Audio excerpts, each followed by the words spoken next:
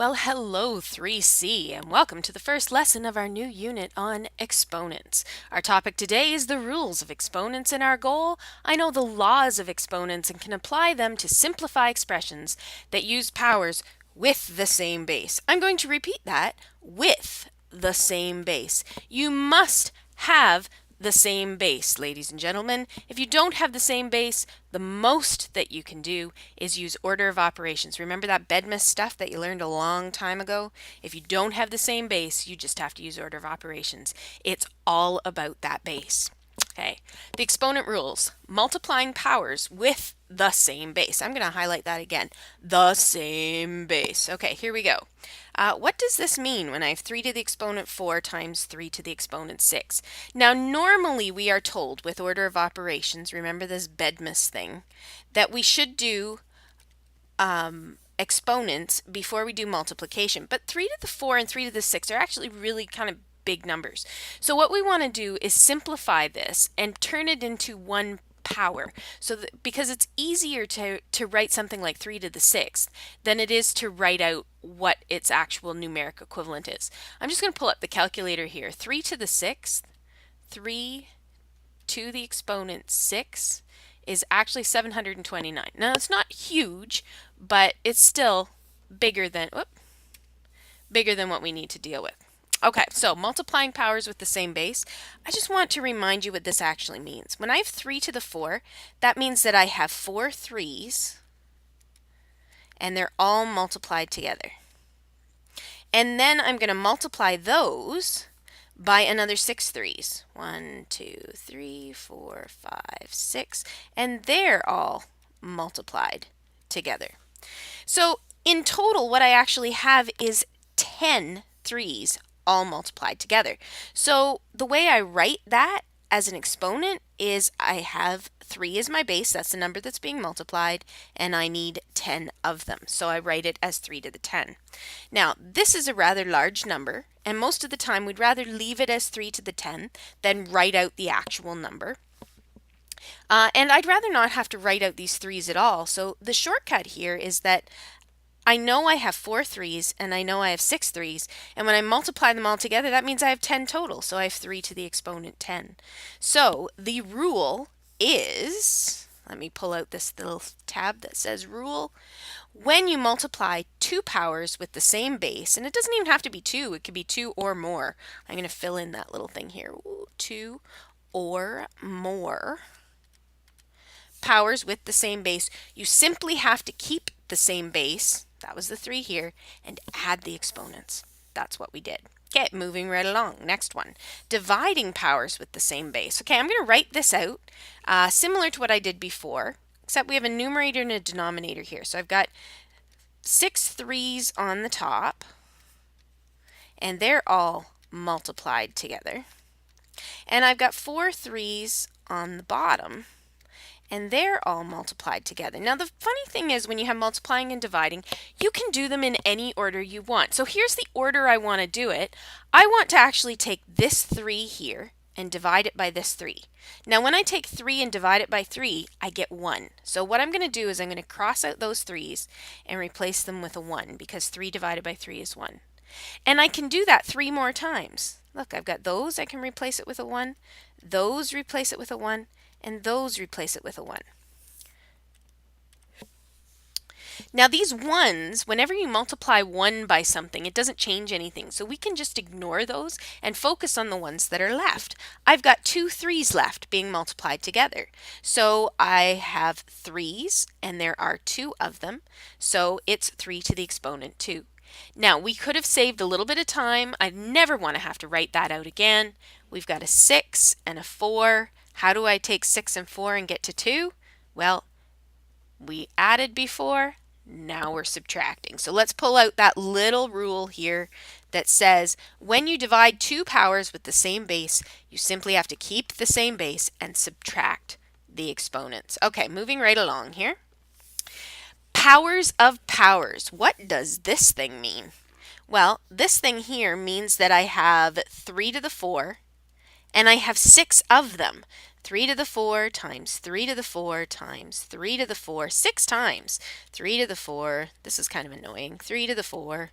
Do I have enough yet? No, one more. 3 to the 4. Now, each of these brackets, and I'm not going to do it, but each of these brackets have 4 3's in them. So if I've got 6 sets of brackets with 4 3's in each, that means that I have 24 3's all being multiplied together. And so the way I write that as a power, I take the base of 3 and I put 24 up here. Now, could I have done that without writing all of this out? Sure I could. Take a look here. 4 and 6. What do I have to do to 4 and 6 to get 24?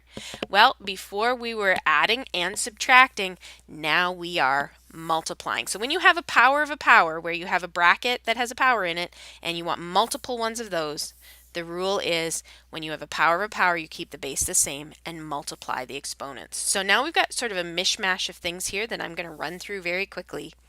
That we're either going to add exponents, subtract exponents, or multiply exponents, and you need to know the difference. So this one here, we've got two powers with the same base, and they're being multiplied together. That was the case where I say I've got 4 3's here, or sorry, 3 4's here and 2 4's here. So in total, I have 5 4's all being multiplied together. So I'm going to write 4 to the exponent 5. Now over here, it's negative 9's that are being multiplied together, and I have to keep this negative 9 in brackets so that I know it's the whole negative 9 and not just the 9 that's being multiplied out. Okay, and how many times? Well, 6 times here and 3 times here gives us 9 times total. Now this one over here, this is a power of a power, so that's the case where I have to multiply. So if I've got 3 brackets and each of those brackets have 6 3's in them, that means I have 18 3's in total. Now this one over here, we're multiplying base 2, so we have base negative 2. So we've got 2 of them from here and 4 of them from here, bringing us a total of 6. It's as simple as that. Now this one, what case is this? I can hear you, you're right, that's a power of a power. So 4, and I've got 5 sets of brackets, each with 3 4's in them. That means I multiply these two things, so I have 4 to the exponent 15. Now this one's a little bit different. This is, I've got 3/5 times 3/5 times 3/5. Now the reason I'm showing this to you is when you multiply fractions, you multiply the tops and you multiply the bottoms. So what this turns out to be, if I get rid of the brackets, is just 3 cubed over 5 cubed. Now over here we've got this one stray negative sign. Now this top, this 4 is only on the 3, it's not on the negative. So that's negatives just hanging around out front. So we're going to leave it around out front, and we're just going to deal with this part, which says 3 to the 4 divided by 3 to the 4. Now that's going to give us, remember we have to subtract exponents, so that gives us 3 to the 0. But what does 3 to the 0 mean? I have 0 3's and they're all multiplied together? That doesn't even make any sense. So let's think about this in a different way. If I have 3 to the 4 divided by 3 to the 4, I'm dividing something by itself. And it doesn't matter if you have 10 divided by 10, or 100 divided by 100, or 1,000 divided by 1,000, or 41,000 divided by 41,000. It doesn't matter. Your answer when you divide something by itself is always 1. So this 3 to the 0 is actually a 1. Okay, it's also 3 to the 0. Both of these answers are correct. I'm just going to scrub that out. And here we're dividing. So remember, when you divide, you subtract the exponents. It's still division, but we're subtracting the exponents. So I've got these 5 negative 9's are going to divide away those 5 of those negative 9's to 1, and we're left with negative 9 to the 5th. This is division. Subtract the exponents, 11 to the exponent 3. Now, this is a little bit tougher. We've got to do this in 2 steps. Let's do the top, and then we'll do top to bottom. So negative 4, I get 6 of them here and 2 of them here. So in total, I have negative 4 to the 8. And on the bottom is negative 4 cubed. And now that it's division, we subtract. So we have negative 4. And 8 subtract 3 is to the 5th, and this is our final answer here. Now one more over here, 3 to the 6 times 3 squared. I get 6 3s and 2 3s, so on the top I have 3 to the 8, and on the bottom I have 3 cubed. And when I subtract these exponents, these 3 3s divide away 3 of those 3s, and I'm left with 3 to the exponent 5, because 8 minus 3 is 5. Okay, carrying on. Use the exponent rules to simplify the following algebraic expressions. Now we don't have numbers, we have letters. But these letters are in places of numbers that we don't know. And since we didn't change the base anyway, it doesn't matter what these letters represent because the base never changes. So we're going to keep it as an S. Now what this says is I have 3 brackets that have 3 S's and 2 T's in them. So I'm actually going to write this out. I have S cubed T squared, and I have 3 of these brackets, S cubed T squared and S cubed T squared. Now this is all multiplication. So in total, I have 3, 6, 9 S's, so S to the 9, and 2, 4, 6 T's, so T to the 6. Now we could have gotten that simpler because this is a power of a power by taking this 3 and multiplying it by that 3 to get our 9, and taking this 2 and multiplying it by this 3 to get our 6. So let's try with this one. This isn't a power of a power, it's just a straight up multiplication. So when we have our straight up multiplication, we have to take a look. This bracket has 1 A in it. This bracket has 3 A's in it. So in total, I have A to the exponent 4. 1A from here, 3 from here. How many B's do I have? Well, I got 4 in here and 2 in here. So that's B to the exponent 6, because 4 plus 2 is 6. Now notice when we were adding these exponents, I said here I have 1A. Even though there isn't an exponent of 1 there, we understand that there's an exponent of 1 because there's 1A in that bracket. So that 1 plus 3 gave us the 4 there. And now here I've got 3 x's on top and I'm dividing 1 away. So I get x squared. And I got 1 y and it's going to divide one of those y's away. So I just have plain old y. Now the last little bit here says use the given chart for powers of 2 to evaluate the following without using a calculator. Okay, so we're going to use this chart here rather than the calculator. This is just multiplying.